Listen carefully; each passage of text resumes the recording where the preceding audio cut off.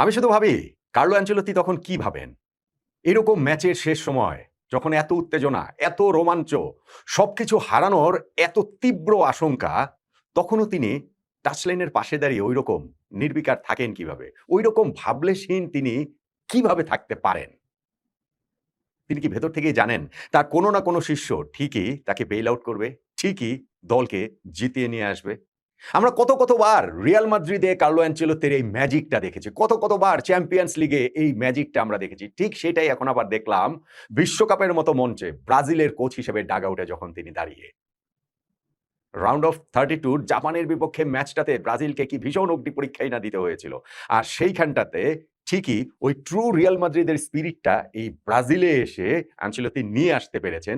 যেই কারণে রিয়ালে যেমন তাকে হয় ভিনিসিয়াস বা রদ্রিগো এই ব্রাজিলিয়ানরাই বেশিরভাগ ক্ষেত্রে অনেক ক্ষেত্রে আসলে দলকে শেষ হাসি হাসিয়েছেন। এই ম্যাচেও তো ঠিক সেটাই আমরা দেখতে পেলাম। ৯৬তম মিনিটে গ্যাব্রিয়েল মার্টিনেল্লির ওই জয়সূচক গোল যেইটা আসলে সত্যিকার অর্থেই কার্লো আনচেলত্তির দলের একেবারে সিলমোহর করে দিল।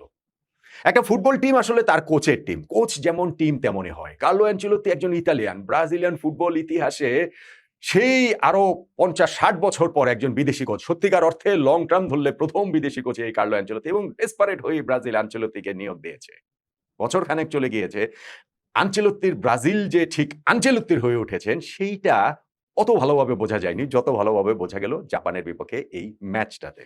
এবং সেই কারণেই মনে হচ্ছে কার্লো ইজ কুকিং এবং অন্যান্য দলগুলোর আসলে ভয় পাওয়ার সময় বোধ করে চলে এসেছে এই ব্রাজিলকে নিয়ে। একজন কোচ খেলার গতি পরিবর্তনের জন্য অনেক কিছু করেন। আবার কিছু না করেও অনেক কিছু করতে পারেন। এই ম্যাচটাতে কার্লো আনচেলত্তির আমরা ২ টা রূপই দেখেছি এবং দেখেছি নেইমারকে তিনি কিভাবে সামলেছেন। এই ম্যাচটাতে নেইমার না থেকেও প্রবলভাবে ছিলেন। ব্রাজিল ম্যাচ খেলেছে। প্রথমার্ধ চলে গিয়েছে পিছিয়ে থেকে। সেকেন্ড হাফের ৯০ মিনিট চলে গিয়েছে ১-১ সমতায়। ইনজুরি টাইমের ৬ষ্ঠ মিনিটে গিয়ে ব্রাজিল গোল দিয়েছে। ১০০ মিনিটের সময় গিয়ে ম্যাচের শেষ বাঁশি বেজেছে।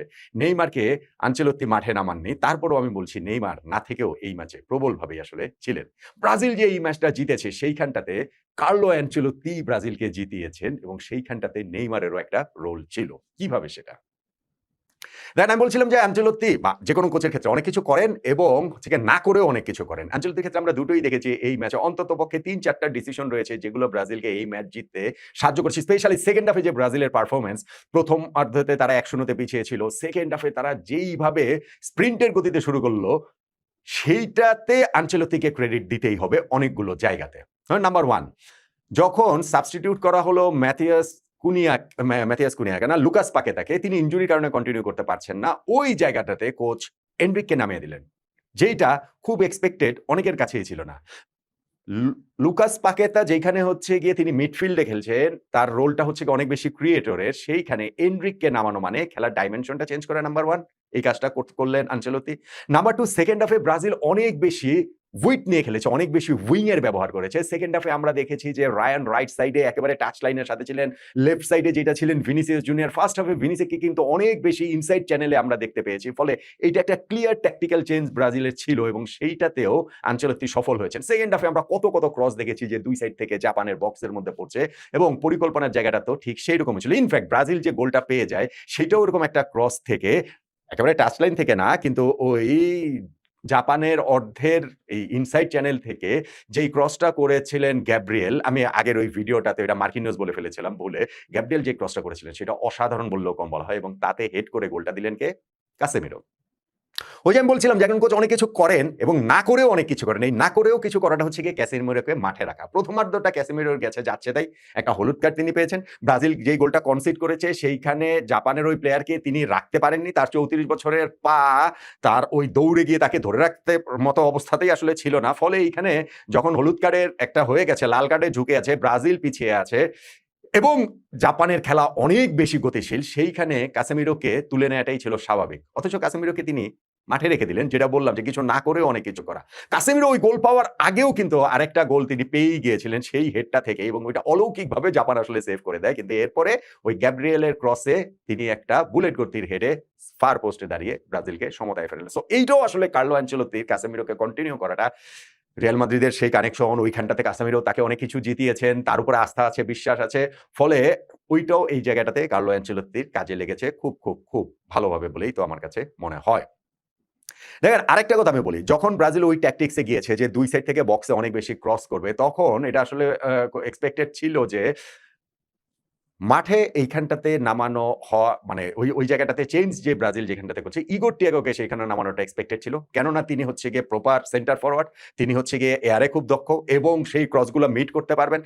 কিন্তু কোচ ওই জায়গাটাতে কিন্তু ইগোর টিয়াগোকে নামাননি। বরং তিনি তার কৌশলে এগিয়ে গেছেন এবং সেইখানটাতে যে গোলটা যে করেছেন গ্যাব্রিয়েল মার্টিনেল্লি, সেই মার্টিনেল্লিকে কিন্তু তিনি এই জায়গাটাতে নট নেসেসারিলি সাবস্টিটিউশন এ তার কোনো পিকিং অর্ডার থাকে না যে এ আগে যাবে, এ পরে যাবে, এটা দলের কৌশলের উপর নির্ভর করে। ফলে এই মার্টিনেল্লিকে নামিয়েছেন আর্সেনালের হয়ে যেই সিজনটা তিনি কাটিয়েছেন, ইংলিশ লিগ জিতেছেন, সেই মার্টিনেল্লি কিন্তু কাজের কাজটা করে দিয়েছেন ৯৬তম মিনিটের গোলটাতে।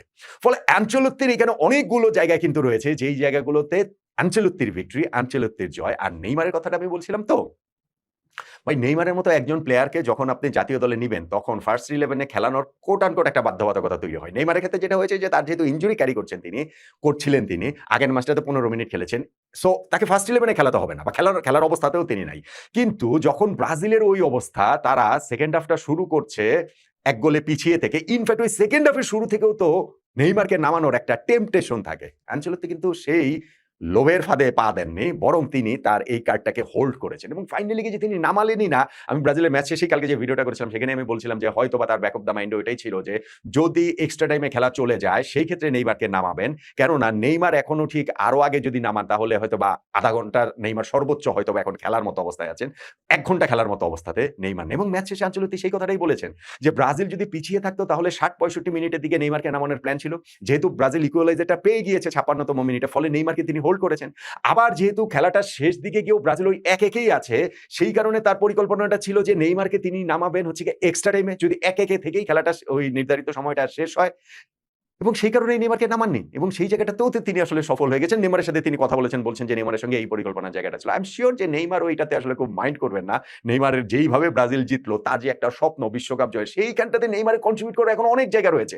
আমি ওয়ার্ল্ড কাপে যখন নেইমারের নাম ঘোষণা হয়েছে তখন থেকেই আমি বলছি যে এই নেইমার ঠিক যে ওই শারীরিক অবস্থায় যে তার সক্ষমতার চূড়ান্ত জায়গায় রয়েছেন তা তো আর না। ইনজুরিতে তিনি পড়ার আগেই। আর ইনজুরিতে পড়ার পর তো বটেই। এই নেইমার হচ্ছে গিয়ে ইমপ্যাক্ট রাখতে পারবেন। সেইটা শেষ ১৫ মিনিট, সেইটা ধরেন এক্সট্রা টাইম, সেইটা ধরেন শেষ আধা ঘন্টা। ওই জন্যই নেইমারকে প্রস্তুত করা হচ্ছে এবং আমি সিউর যে নেইমার এই ওয়ার্ল্ড কাপেও ব্রাজিলের খুবই সিগনিফিক্যান্ট রোল রাখার সুযোগ তার সামনে এখনো রয়েছে। তার ওই মানের একজন প্লেয়ার কিংবা ব্রাজিলের ইতিহাসের এরকম একজন কিংবদন্তি সর্বকালের সর্বোচ্চ গোলদাতা, তাকে কেন মাঠে নামানো হয়নি? সেইটা যেভাবে ব্রাজিল শেষ পর্যন্ত ম্যাচটা জিতে গেল, তাতে করে নেইমার নিশ্চিতভাবেই মাইন্ড করবেন না। কেননা এখানে মাস্টার মাইন্ড কার্লো অ্যানচেলত্তির মাস্টার স্ট্রোকের ট্যাকটিক্যাল জিনিয়াস যে তিনি, সেইটারই জয় হয়েছে। আমি বলছিলাম যে আনচেলত্তি তখন আসলে কি ভাবেন? ঐরকম মুনি ঋষির মতো ধ্যান করে তিনি কিভাবে থাকতে পারেন? কিভাবে এত নির্বিকার? কিভাবে আবেগ তাকে আসলে স্পর্শ অ্যাপারেন্টলি আসলে করছেন না? যখন ব্রাজিল এই ম্যাচটাতে ফার্স্ট হাফে পিছিয়ে ছিল, তার মাথা থেকে এটা কাজ করছিল না যে এইটা ব্রাজিলের ফুটবল ইতিহাসের একটা ভয়ংকর বিপর্যয় হিসেবে দেখা হবে যদি এশিয়ার একটা দলের কাছে, জাপানের প্রতি চূড়ান্ত শ্রদ্ধা রেখে আমি বলছি, এশিয়ার একটা দলের কাছে হেরে নকআউট পর্বের শুরুতেই ব্রাজিলের বিদায় হলে সেইটা একটা ব্রাজিলের ফুটবল ইতিহাসের আরো একটা কালো অধ্যায় হতো। কিন্তু নেইমারকে ওই সময়টাতেও আনচেলত্তি মানে নামাননি এবং তিনি নিজে তার পরিকল্পনা অনুযায়ী ম্যাচটা আসলে বের করে নিয়ে এসেছেন। এই যে আনচেলত্তি খেলা এক্সট্রা টাইমেও যদি চলে যেত, যেকোনো কিছুই তো হতে পারত। যেকোনো একটা মুভেই তো জাপান এখানে ম্যাচটা শেষ করে দিতে পারত। ইভেন টাই ব্রেকারে গেলেও তো জেতার তো চান্স জাপানের ছিল। আনচেলত্তি তখন কি ভাবছিলেন? এই যে ব্রাজিলের কোচ তিনি হয়েছেন, বছরখানেক হয়েছে। চুক্তি তার ব্রাজিলের ফুটবল ফেডারেশন বাড়িয়েছে ২০৩০ সাল পর্যন্ত। যদি নকআউট পর্বের শুরুতেই প্রথম ম্যাচটাতে রাউন্ড অফ 32 তে এশিয়ার দেশ জাপানের কাছে হেরে বিশ্বকাপ থেকে ব্রাজিলের বিদায় হতো। তাহলে কি ওই ২০৩০ পর্যন্ত আনচেলত্তিকে আসলে সময় দেওয়া হতো? ২০৩০ না, এই ম্যাচে হারার পরেই কি আসলে আনচেলত্তিকে সেই সময়টা দেয়া হতো? এইগুলা কি তিনি ভাবেন নাকি তিনি জানেন যে তার শিষ্যদের কাছ থেকে কিভাবে সেরাটা আদায় করে নিতে হয় এবং শিষ্যরা তাকে টাইম এন্ড এগেইন সেই ডেলিভার করেই, যেইটা আমরা তার ক্লাব ক্যারিয়ারে সবসময় সব ক্লাবেই দেখেছি। এবং এই ম্যাচটাতে ব্রাজিল যেভাবে জিতলো সেইখানটাতে রিয়াল মাদ্রিদের কার্লো অ্যানচেলত্তির ট্রু স্পিরিটটা এই ব্রাজিল টিমের মধ্যে সেইটা দেখা গেল। চ্যাম্পিয়ন্স লিগের স্পিরিটটা এই বিশ্বকাপ মঞ্চে দেখা গেল এবং সেইখানটাতে আনচেলত্তির ওই যে আমি অনেকগুলো কথাই যে বললাম যে ধরেন ওই এনরিককে নামানো পাকেতার জায়গায়, কিংবা ইগো টিয়াগোকে না নামানো, কিংবা ধরেন ওইখানটাতে হচ্ছে গিয়ে মার্টিনেল্লিকে নামানো, কিংবা ধরেন হচ্ছে গিয়ে ২ সাইড থেকে ক্রস করা, যেই ট্যাকটিক্স এর জায়গাটাতে চলে যাওয়া, ভিনিসিয়াস এবং রায়ানকে অনেক বেশি ছড়িয়ে দিয়ে মাঠ বড় করা। সো সবকিছু মিলিয়েই এই ম্যাচে কার্লো অ্যানচেলত্তি ট্যাকটিক্সেরই জয় হয়েছে। আর নেইমার এই ম্যাচে খেলেন নাই, কিন্তু তাতে তার মাইন্ড করারও তিনি নিশ্চিতভাবেই এটাতে মন খারাপ করবেন না। বরং ওয়ার্ল্ড কাপ স্বপ্নটা নেইমারের এখনো অ্যালাইভ আছে, ব্রাজিলের হেক্সার স্বপ্নটা এখনো টিকে আছে এবং বিশ্বকাপের সামনের ম্যাচগুলোতে নিশ্চিতভাবে আরও কন্ট্রিবিউট করার সুযোগ নেইমারের রয়েছে, থাকবেই। ব্রাজিল ৫টা বিশ্বকাপ ধরে জিততে পারছে না এবং সেই ২০০৬ থেকে যে শুরু করে নকআউট পর্বে যখনই ইউরোপিয়ান টিমের মুখোমুখি হয়েছে তখনই ব্রাজিল বাদ পড়ে গেছে। ২০০৬ এর কোয়ার্টার ফাইনাল ফ্রান্স, ২০১০ এর কোয়ার্টার ফাইনাল নেদারল্যান্ডস, ২০১৪ এর semifinal Germany, ২০১৮ quarter final Belgium, ২০২২ এর কোয়ার্টার ফাইনাল ক্রোয়েশিয়া। ইউরোপিয়ান টিমের সঙ্গে নকআউট পর্বে মুখোমুখি হলেই ব্রাজিল হেরে যাচ্ছে এবং সেই জন্য এবার সেইটাও একটা কারণ, একজন ইউরোপিয়ান কোচকে এই ব্রাজিল নিয়ে এসেছে, কার্লো আনচেলত্তিকে। নেক্সট রাউন্ডেই হতে পারে আরেকটা ইউরোপিয়ান টিম মুখোমুখি নরওয়ে, মানে নরওয়ে আর আইভরি কোস্টের ম্যাচে যে জিতবে সেইটা যদি হয় তাহলে আমরা ডন কার্লো আনচেলত্তির আরও একটা মাস্টার স্ট্রোক সেই ম্যাচে দেখার অপেক্ষায় থাকবো। আর ব্রাজিলিয়ান ফুটবলের এই ইউরোপিয়ান কার্ডস কাটানোর মিশনটাতে ইউরোপিয়ান কোচ ডন কার্লো তার ম্যাজিকটা আরও একদম দেখাবেন বলেই তো ব্রাজিলিয়ান সমর্থকরা আশা করতেই পারেন। এই ম্যাচে কার্লো তার ম্যাজিক যেভাবে দেখিয়েছেন তাতে করে in Carlo we trust Brazilian সমর্থকরা এরকম স্লোগান এখন তো দিতেই পারেন, নয় কি?